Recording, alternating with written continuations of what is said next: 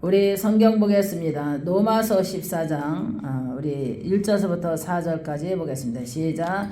믿음이 연약한 자를 너희가 받되 그의 의견을 비판하지 말라. 어떤 사람은 모든 것을 먹을 만한 믿음이 있고 믿음이 연약한 자는 채소만 먹느니라. 먹는 자는 먹지 않는 자를 업신여기지 말고 먹지 않는 자는 먹는 자를 비판하지 말라. 이는 하나님을 그를 받으셨습니다. 남의 하인을 비판하는 자는 누구냐?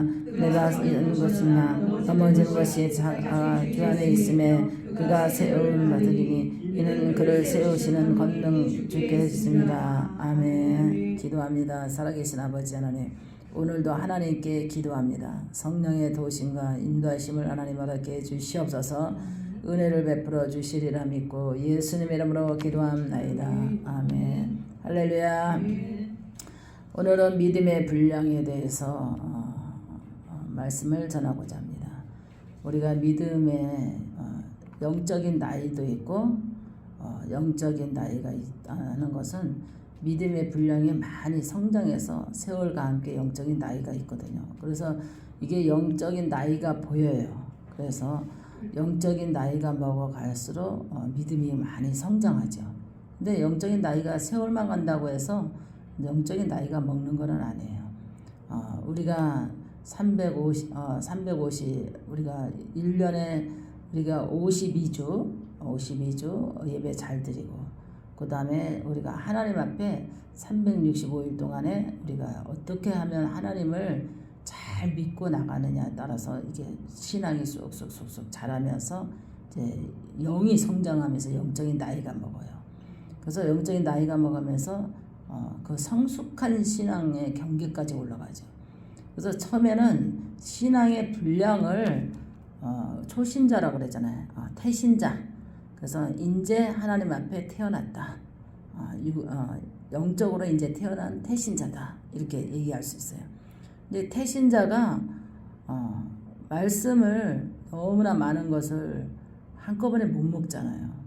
처음에는 이유식을 먹지, 우유를 먹고 우유 먹다가 이유식 먹다가 그 다음에 채식 먹다가 고기 먹을 수 있는 그런 이게 신앙이 성장했을 때에 다 소화를 시킬 수 있어요. 근데 영적인 나이도 어린데다가 태신자인데다가 이제 막 갓 태어난 아기에게다 막 고기를 먹이면 막 시험 들어요. 그래서 어저께 이제 상담을 하면서 쭉 상담을 했는데 완전히 영적인 나이가 애기야. 애기인데다가 목사님이 광대한 목사님, 저를 이제 막 이제 광고를 했겠죠. 능력이 많은 목사님이고 투시가 있고 예언이 있고 신유가 있고 뭐 다 이제 아주 모시기 힘든 목사님이라 이렇게 막 광고를 했는가 막 이제 겁도 난 거야. 초신자니까 막 겁도 난데 10년 되면 다 안다 막 그러니까 막 겁이 난 거예요.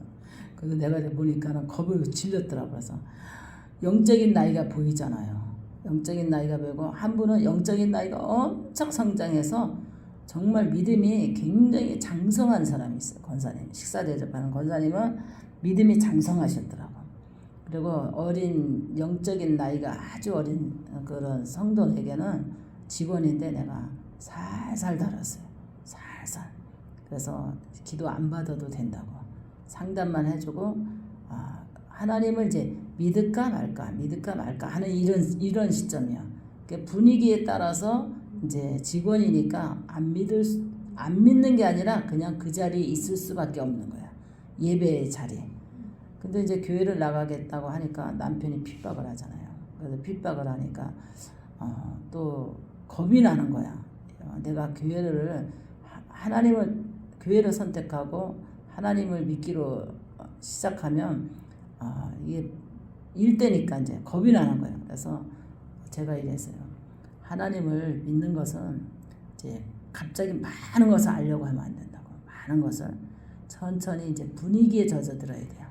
그래서 이제 예배의 자리에 적응돼야 돼. 그 다음에 말씀 듣는 것이 편해야 돼. 말씀 듣는 것이 엄청 편해야 돼요. 근데 성장한 성도와 아직 태신자와 같이 이제 예배를 드리면 굉장히 그게 어려워요. 근데 오늘 설교 어땠어요? 제 설교 어땠어요? 그러니까 일단은 편했대. 많은 목사님들이 왔다 갔는데 이 분위기가 막 억압하고 막 무섭고 두렵고 막 이런 그런 느낌도 있는데 목사님이 처음부터 끝까지 인격적이라서 편했고 굉장히 편하고 좋았다고 그러더라고요. 신앙이 태신자예요, 태신자. 그러니까는 제가 그랬어요. 딱 이런 말을 했어. 지금은 하나님을 믿는 첫걸음이잖아요. 첫걸음인데 가다가 놀래서 뒤로 물러설 수 있거든요. 놀래서. 그래서 하나님을 믿는 것은 영원히 구원받기 위해서. 그다음에 두 번째는 우리가 육으로 사는 것이 아니라 영으로 살고 또 내가 믿음으로 해서 믿음의 조상이 돼서 후손이 복을 받는다. 그러니까는 많은 것을 알려고 하지 마라.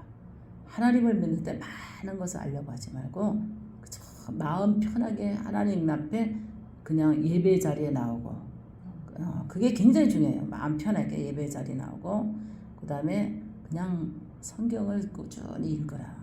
그리고 너무 기독교에 대해서 목사님들, 권사님들, 장로님들 이런 신앙이 성장한 그런 성도들을 바라보고 따라가려면 실족할 수 있다. 왜? 사람인 거로. 목사님도 실수할 수 있고 장로님도 실수할 수 있고 집사님도 권사님도 실수할 수 있으니까 그 실수를 보면 신앙생활 못한다고. 그러니까는 그 실수를 보지 말고 하나님의 말씀을 보라 그랬어요. 하나님의 말씀을 보고 말씀만 들으라. 근데 말씀을 들었을 때도 내가 소화하기 힘든 말씀은 마음에 안 둬도 된다. 우리 신앙생활 하잖아요. 말씀을 듣는데 막 마음이 거북하잖아요. 듣기가 거북하고 마음에 막 부딪히고 그래요. 그게 왜냐면 신앙의 분량이 작아서 그래요. 신앙의 소화가 안 되는 거죠. 영적인 소화가 안 돼. 영적인 소화가 안 되는 데다가 자꾸 과격한 말씀을 막 먹이면은 너무 영적으로 거부가고 소화가 안 되는 거야. 그러니까 뭐 너무 힘든 거야, 신앙생활 하는 게. 그러지 말고 천천히 그저 내가 마음으로 하나님 앞에 이제 나오는 그 마음을 정하는 게 1단계다. 이게 태신자예요. 마음을 하나님을 믿겠다 하는 마음을 정하는 게 1단계다. 이제 핍박이 있을 수 있다. 자녀들이 핍박할 수 있고 남편과 형제와 주변에 핍박할 수 있다. 예수 믿으면. 근데 그거를 그냥 묵묵히 기도하면서 그냥 가만히 잔잔하게 기다려주면서 핍박을 소화할 수 있는 것이 신앙의 2단계예요. 그 소화를 못하게 되면 신앙생활 영원히 못해요. 그래서 그런 거를 이제 심어졌는데 2단계에서 이제 우유에서 어떻게 해요? 이유식으로 넘어가는 거예요. 굉장히 이유식 잘 먹고 성장하면 이제 채식도 먹고 밥도 먹고 고기도 먹을 수 있는 그런 신앙으로 성장해서 쑥 올라가요. 근데 갑자기 이제 거기까지 성장을 했는데 거기까지 신앙이 성장했는데 갑자기 고기를 많이 왕창 먹어버리면 우리가 소화 불량이 걸려요. 그러니까는 너무 많은 것을 한꺼번에 알려고 하지 마라. 하나님 믿으면서 한꺼번에 알려고 하지 말고 그저 내가 마음 편하게 하나님을 믿어야 되겠다는 생각에부터 출발을 하라고. 이게 신앙의 분량이에요. 그래서 어떤 사람은 발목까지 이제 믿음이 물이 찬 사람이 있고 어떤 사람은 무릎까지 찬 사람이 있고 어떤 사람은 허리까지 찬 사람이 있어요. 그 다음에 어깨까지 찬 사람이 있어. 우리는 성령의 물에 폭 잠긴 사람은 완전히 진짜 거기서 하나님의 성령의 세례를 받았다고 생각하는 거예요. 이게 성령의 역사는 바람같이 불같이 물같이 이렇게 오거든요. 근데 태신자가 성령의 세례를 금방 못 받잖아요. 왜냐하면 그건 받아도 위험한 거죠. 어느 정도 은혜가 임하면서 은혜를 받으면서 결정하잖아요. 예수 믿기로 결정하면서 이제 하나님의 말씀이 너무 좋아. 그리고 찬송이 너무 좋아. 그 다음에 예배 드리러 가는 게 너무 좋아. 그리고 기도하는 것이 너무 행복해. 이게 신앙이라고 그랬어요. 이게 신앙이지 이게 교인이고 신앙이다. 그러면서 이렇게 성장하면서 내가 이제 성숙해서 영의 세계에서 체험하게 되고 육의 생활을 하면서도 고난을 당하고 환난을 당해도 이기는 힘을 하나님 주신다. 그 이기는 힘을 왜 주는가? 기도하기 때문에. 기도하기 때문에. 그래서 하나님이 기도하는 자 환난을 명쾌한다 그러잖아. 시험의 때에 시험을 명쾌하는 것이 하나님과 동행하는 삶이다 그랬어요. 시험의 때에 시험을 명쾌한다. 우리 인생은 다 시험에 들 때가 있어요. 믿는 자나 안 믿는 자는 시험에 들 수 있어요. 믿어도 아플 수 있고 안 믿어도 아플 수 있어요. 믿어도 잘 될 수 있고 안 믿어도 형통할 수 있어요. 그런데 시험의 때는 아무도 몰라.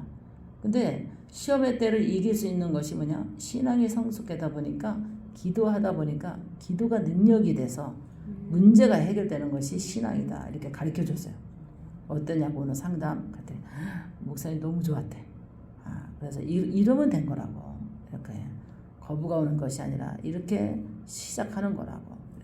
그래서 하나님을 잘 믿으라고 권면을 했는데요. 신앙의 태신자잖아요. 이제 교회라고 할 게 아니라 직원이다 보니까 예수를 믿으려고 한 게 아니라 그냥 분위기에 따라서 그 자리에 앉았던 것 뿐이야. 근데 결정을 안 한 거야. 하나님을 믿어야 되나 안 믿어야 되나 결정을 안 한 거야. 결정할 수 있게끔 영적으로 태어날 수 있게끔 제가 어제 사명을 감당한 것 같아요.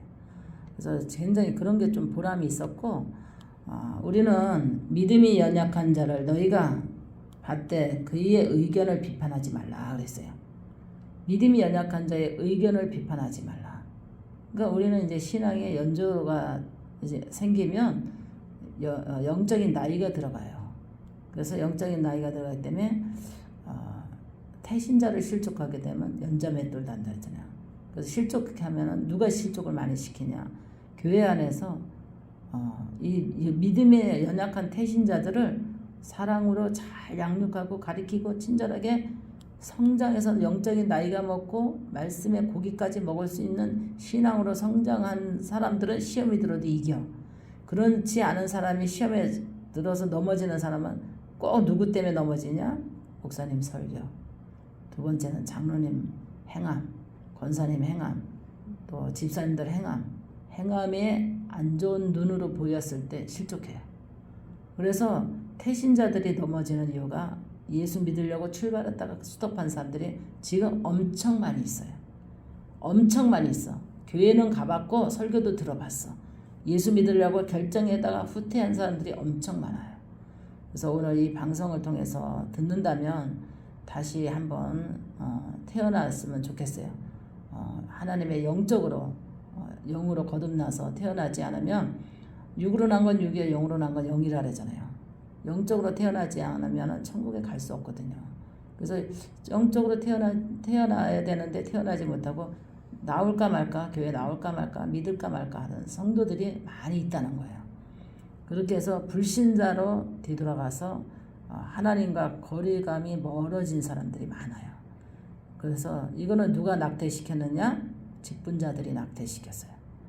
이거를 누가 낙태시켰냐? 목사님들이 낙태시켰어. 그 다음에 장로님, 권사님들의 직분자들이 태신자를 낙태시킨 거예요. 왜냐면 성장하지 못하게 그냥 영적인 사람으로 쓰지 못하게 완전히 실족시킨 거예요. 그래서 우리가 잘 하나님을 잘 믿을 수 있도록 우리의 믿음의 행함이 중요한 열매 되시기 바랍니다. 기도합니다. 살아계신 아버지, 이 시간도 하나님께 기도합니다.